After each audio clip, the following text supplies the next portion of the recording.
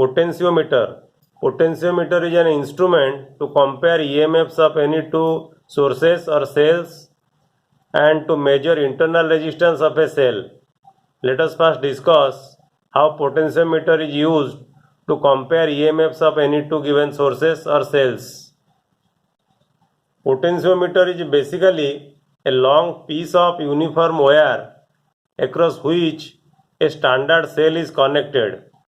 The wire is cut in several pieces placed side by side and connected at the ends by thick metal strip. You see in this figure, from the point A to the point C, this is a long piece of wire. This is a long piece of wire as you see in this figure, and a standard cell is connected. This is the B. B is the standard cell which is connected to this potentiometer, and the wire is cut in several pieces.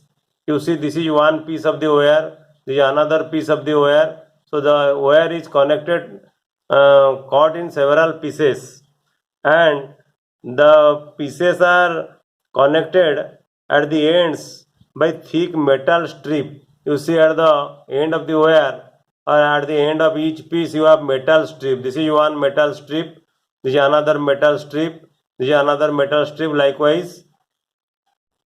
Let I be the current flowing through the wire. The current can be varied by the variable resistor R. This is the variable resistor or rheostat. So current can be varied through this wire by adjusting this rheostat, and it is also connected to the rheostat, and this potentiometer is connected by means of a key. Since the wire is uniform, the potential difference between the point A and any point at a distance L from A is given by epsilon L is equal to phi into L, where phi is the potential drop per unit length. So for potential phi, the EMF will be equal to phi into L.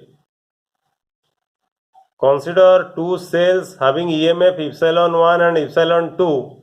As you see in the figure, the points marked 1, 2, 3 is a two-way key. First connect the key 1 and 3. The galvanometer is connected to the EMF, that is the epsilon 1. The jockey is moved along the wire. Suppose at N1 there is no deflection in the galvanometer. There is two EMFs. You see the two EMFs are cells having EMFs epsilon 1 and epsilon 2, which is connected to the two-way switch. This is the two-way switch, and the point 3, position 3 is connected to the galvanometer, and the other end of the galvanometer is connected to the jockey. This is the jockey which is connected to this wire. When 1 and 3 is connected, we get source EMF. We get the EMF from this source. This jockey is moved along this wire. Suppose at N1, this position, there is no deflection in the galvanometer. When there is no deflection in the galvanometer, you measure this length. The length, suppose the length from A to N1, that is equal to L1. So AN will be equal to L1. Now applying Kirchhoff's loop rule or KVL to the closed loop AN1 G31A, we get phi L1 plus 0 minus epsilon 1 will be equal to 0, and we take, or I have taken here, clockwise notation of the loop. So you consider the loop. This is A, N1, G, then 3, 1, then A. You consider this loop, and I have taken here the clockwise notation. Okay, so the voltage drop or the IR drop in this length of the wire will be equal to positive, that is phi L1, and the voltage drop here at E1 will be equal to negative, because if you consider the clockwise notation, there is voltage drop from positive to negative. Okay, and for this IR drop, it is also from low potential to high potential. That is why phi L1 will be positive.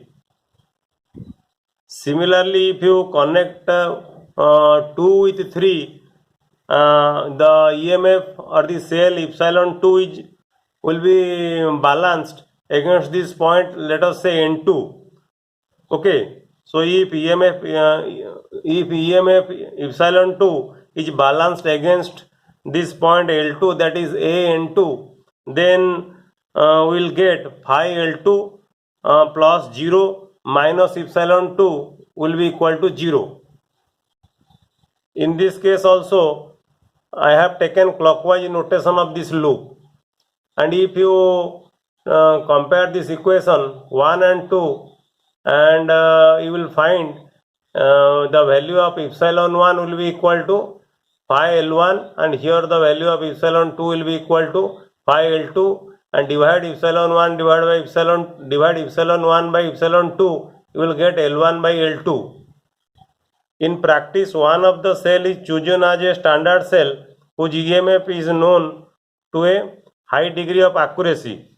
So the EMF of the other cell is can be calculated using the equation 3. Now let us discuss how to measure internal resistance of a cell. Suppose you want to find out the internal resistance of the cell having EMF epsilon. We have to connect a resistance box with the key, let us say K2, as shown in the figure. So if we want to find out the internal resistance of the cell, then we have to connect a resistance box, and you have to connect a key K2. This is the key K2, and this is the resistance box which is connected to this EMF or cell. When this key K2 is open, balance is obtained at length, suppose say L1, which is equal to AN1, this length. From A to N1, suppose this length is equal to L1, and balance is obtained at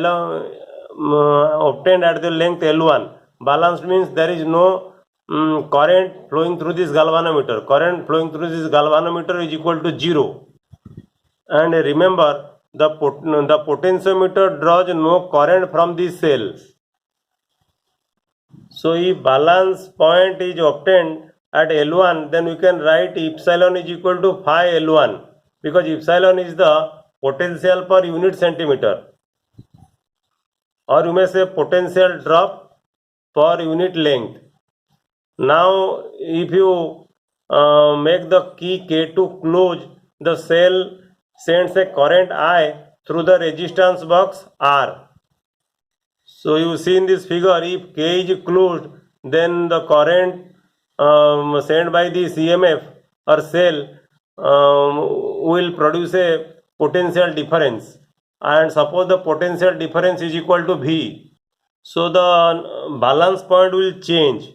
So if the balance point now will be at L2, that is equal to AN2, then we may write V equal to phi into L2. So if balance is obtained at L2, that is AN2, then V will be equal to phi into L2. Now from equation 4 and 5, you can write epsilon by V will be equal to L1 by L2, but epsilon, the EMF, is equal to I into the sum of the external resistance plus internal resistance, and V equal to IR. So if you divide this by this, then R plus R divided by R will be equal to L1 by L2. So if you simplify this, then you will get R is equal to, the internal resistance R is equal to capital R into L1 by L2 minus 1. So using this equation, we can find out the internal resistance of a given cell.